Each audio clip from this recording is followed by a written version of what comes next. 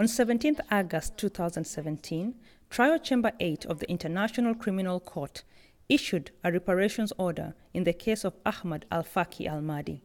Judges concluded that Mr Al Mahdi is liable for 2.7 million euros in expenses for individual and collective reparations for the community of Timbuktu. On the 27th of September 2016, following an admission of guilt, the Chamber convicted Mr Al Mahdi of the war crime of attacking protected objects as a co-perpetrator under Articles 8(2)(e)(4) and 25(3)(a) of the statute.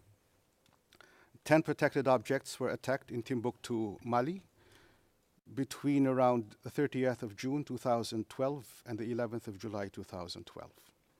All these were historic and religious mausoleums and mosques, and all but one of them were designated by UNESCO as World Heritage Sites. On 27 September 2016, Trial Chamber VIII, composed of Judge Raul C. Pangalangan, presiding judge, Judge Anton Kesiambe Mindua, and Judge Bertram Smith, unanimously found Mr Al Mahdi guilty beyond reasonable doubt as a co-perpetrator of the war crime consisting in intentionally directing attacks against religious and historic buildings in Timbuktu, Mali in June and July 2012. The Chamber sentenced Mr Al Mahdi to 9 years imprisonment. Because of their purpose and symbolism, most cultural property and cultural heritage are unique and of sentimental value. As a result, they are not fungible or readily replaceable.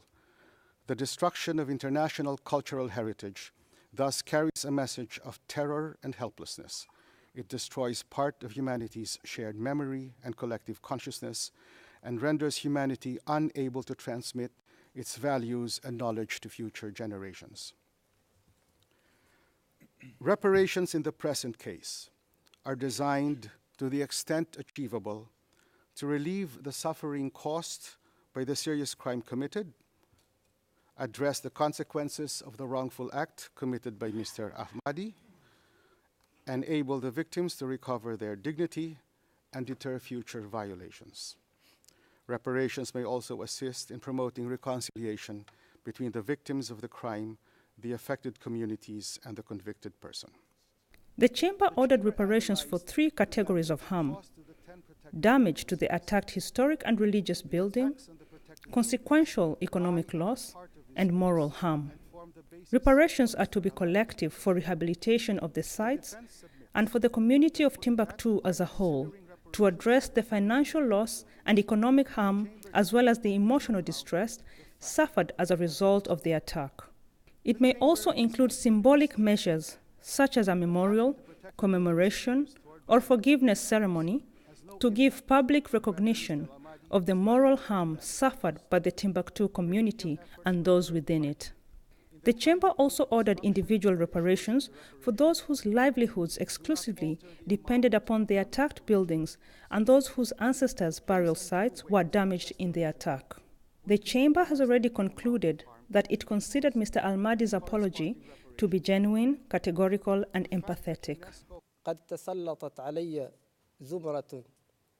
زمرة من قادة ورموز القاعدة وأنصار الدين وضعفت نفسي أمام ذلك كله ولئن كانت تلك زوبعة شديدة عصفتني معها كما عصفت معها كثيرين من أهل العلم في البلد فإن ذلك كما تعلمون لن يغير بلمحته العابرة تلكم الجذور العميقة التاريخية لمدينة تمبكتو وأهلها النبلاء.